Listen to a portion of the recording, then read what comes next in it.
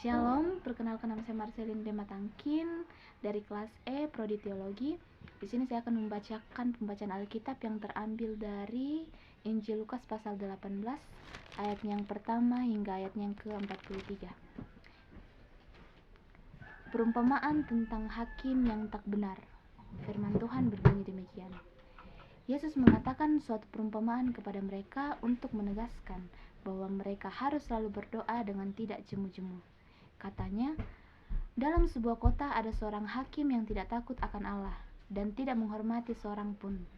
Dan di kota itu ada seorang janda yang selalu datang kepada hakim itu dan berkata, "Belalah hakku terhadap lawanku."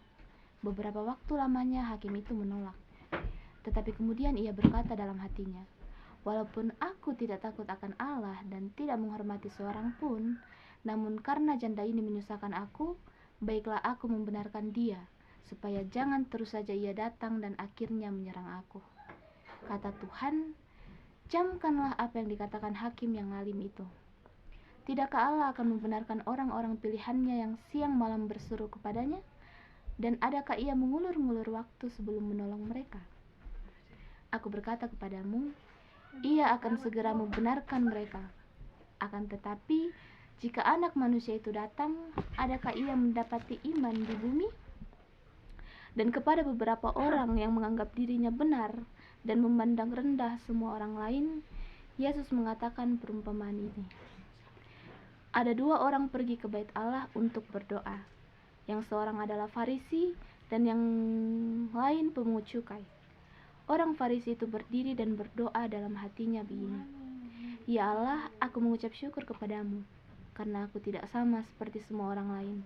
Bukan perampok, bukan orang lalim, bukan pezina, dan bukan juga seperti pemungut cukai ini. Aku berpuasa 2 kali seminggu. Aku memberikan 1/10 dari segala penghasilanku." Tetapi pemungut cukai itu berdiri jauh-jauh, bahkan ia tidak berani menengadah ke langit, melainkan ia memukul diri dan berkata, "Ya Allah, kasihanilah aku, orang berdosa ini." Aku berkata kepadamu, orang ini pulang ke rumahnya sebagai orang yang dibenarkan Allah, dan orang lain itu tidak. Sebab barang siapa meninggikan diri, ia akan direndahkan, dan barang siapa merendahkan diri, ia akan ditinggikan. Maka datanglah orang-orang membawa anak-anaknya yang kecil kepada Yesus, supaya ia menjamah mereka. Melihat itu, murid-muridnya memarahi orang-orang itu. Tetapi Yesus memanggil mereka dan berkata, "Biarkanlah anak-anak itu datang kepadaku, dan janganlah kamu menghalang-halangi mereka, sebab orang-orang yang seperti itulah yang empunya kerajaan Allah. Aku berkata kepadamu, sesungguhnya barang siapa tidak menyambut kerajaan Allah seperti seorang anak kecil, ia tidak akan masuk ke dalamnya." Ada seorang pemimpin bertanya kepada Yesus, katanya, "Guru yang baik, apa yang harus aku perbuat untuk memperoleh hidup yang kekal?" Jawab Yesus, "Mengapa kau katakan aku baik? Tak seorang pun yang baik selain daripada Allah saja. Engkau tentu mengetahui segala perintah Allah. Jangan berzina, jangan membunuh, jangan mencuri, jangan mengucapkan saksi dusta, hormatilah ayahmu dan ibumu." Kata orang itu, "Semuanya itu telah kuturuti sejak masa mudaku." Mendengar itu Yesus berkata kepadanya, "Masih tinggal satu hal lagi yang harus kau lakukan. Jualah segala yang kau miliki dan bagi-bagikanlah itu kepada orang-orang miskin. Maka engkau akan beroleh harta di sorga, kemudian datanglah kemari dan ikutlah aku." Ketika orang itu mendengar perkataan itu, ia menjadi amat sedih, sebab ia sangat kaya. Lalu Yesus memandang dia dan berkata, "Alangkah sukarnya orang yang beruang masuk ke dalam kerajaan Allah. Sebab lebih mudah seekor unta masuk melalui lubang jarum daripada seorang kaya yang masuk ke dalam kerajaan Allah." Dan mereka yang mendengar itu berkata, "Jika demikian, siapakah yang dapat diselamatkan?"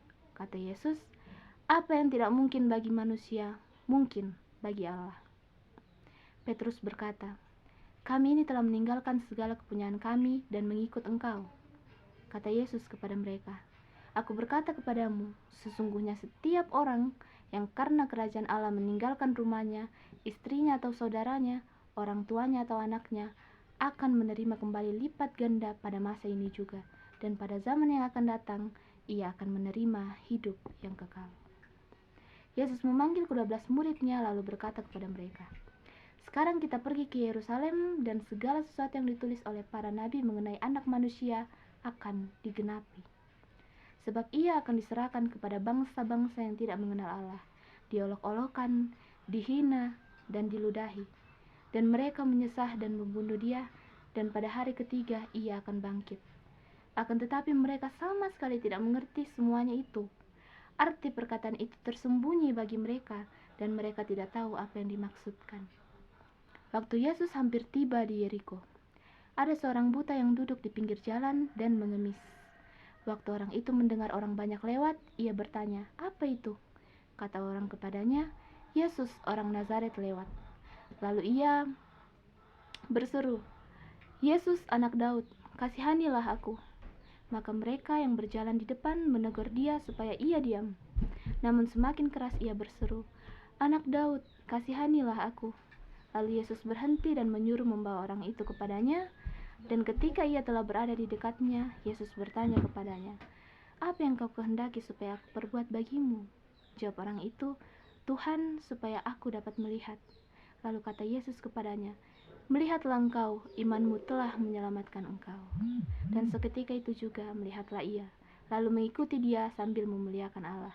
Seluruh rakyat melihat hal itu dan memuji-muji Allah. Amin.